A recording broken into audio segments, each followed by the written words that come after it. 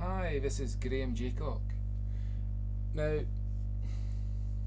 this video is dealing with suffering, and I think it's safe to assume that most people have dealt with suffering, whether it's from losing loved ones or just experiencing how things have not gone their way in life, or even looking at how situations happen in everyday life. Now,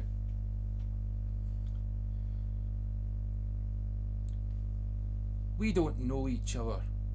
I'm just a guy on the internet, and I'm making videos on issues that majority of people can relate to.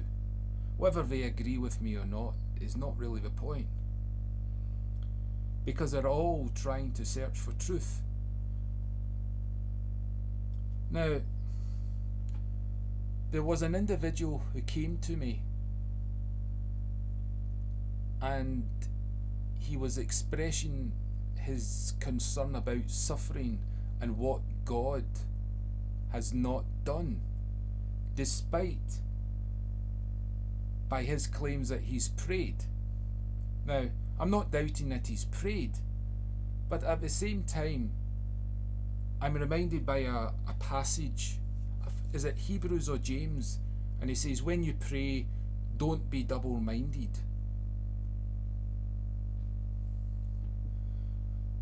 Now,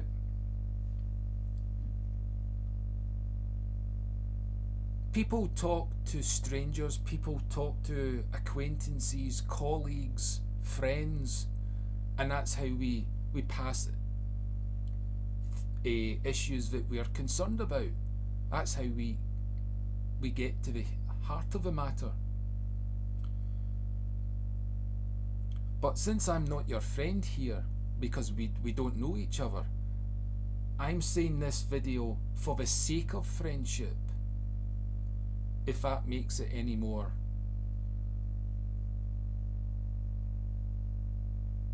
plausible for me to be talking on the subject. Now,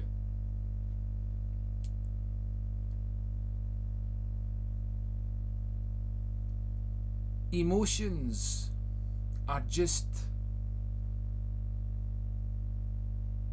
basically, an emotion has a function, okay?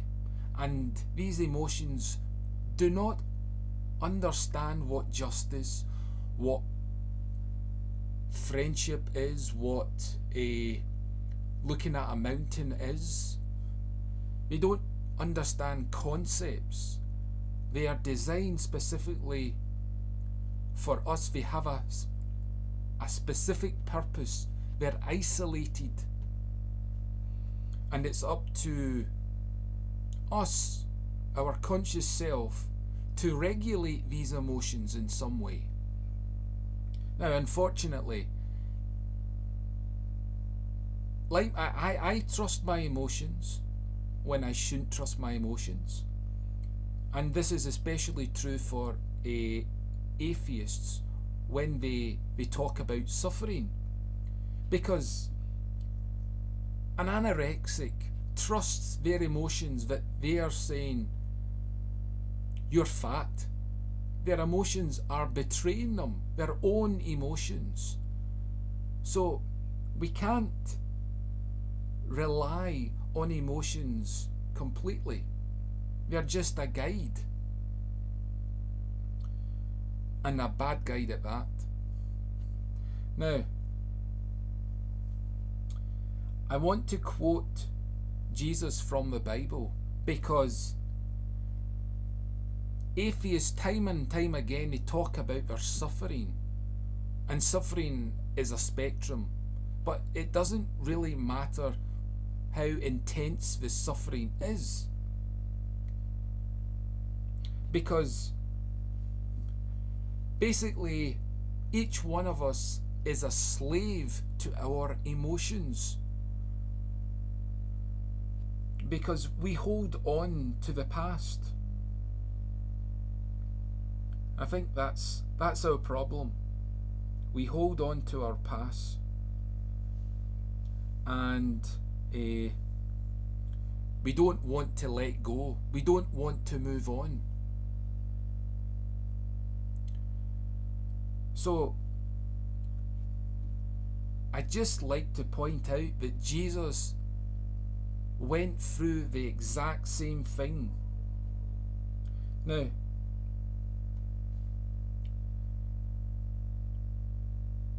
if I can find it, where it was.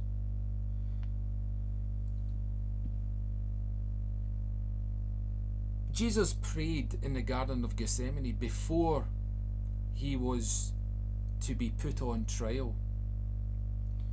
And he said, "Father, if you are willing, take this cup from me, yet not my will, but yours be done." But Jesus was anxious. He was sweating. He did not want to do what his vocation led him to do, because all his emotions were saying one thing and God was saying the other. Now, that's just exactly how a person suffers. We have all these emotions and we let the emotions take hold of us and we can't do anything about it. We're restricted, and it causes ripples in our relationships and how we go through life. We may go through life rather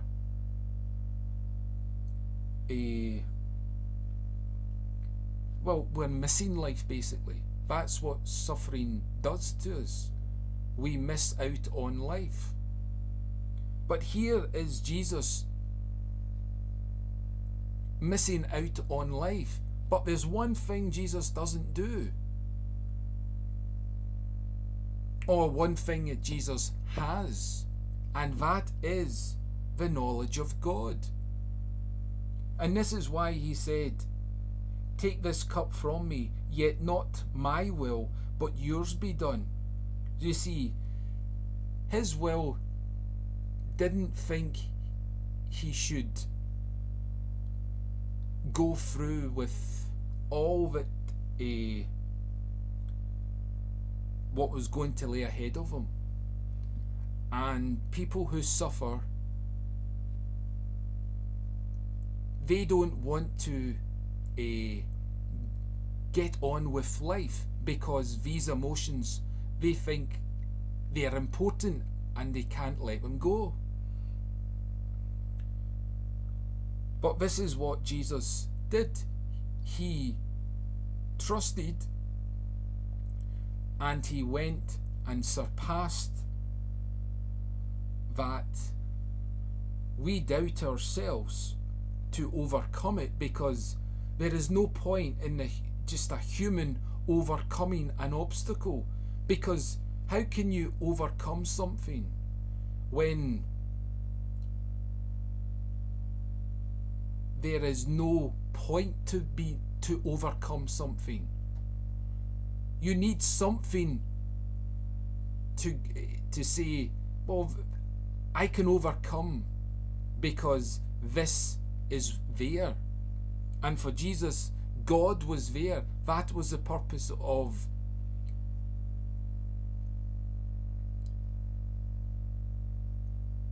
accepting the emotions which he had, but giving the emotions to his Father,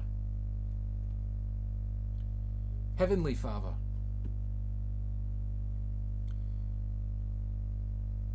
So I think if you're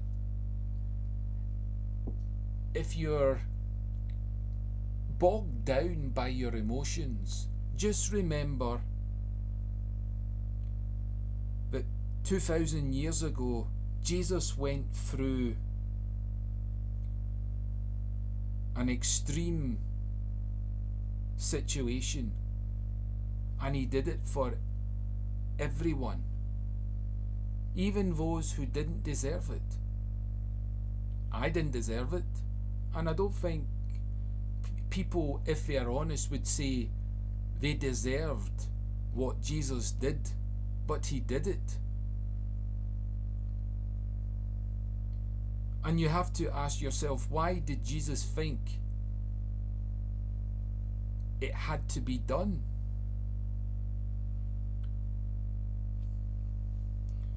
Anyway, I'll leave it there. So, there is always hope if you know which rock to look under. So, until the next video, take care.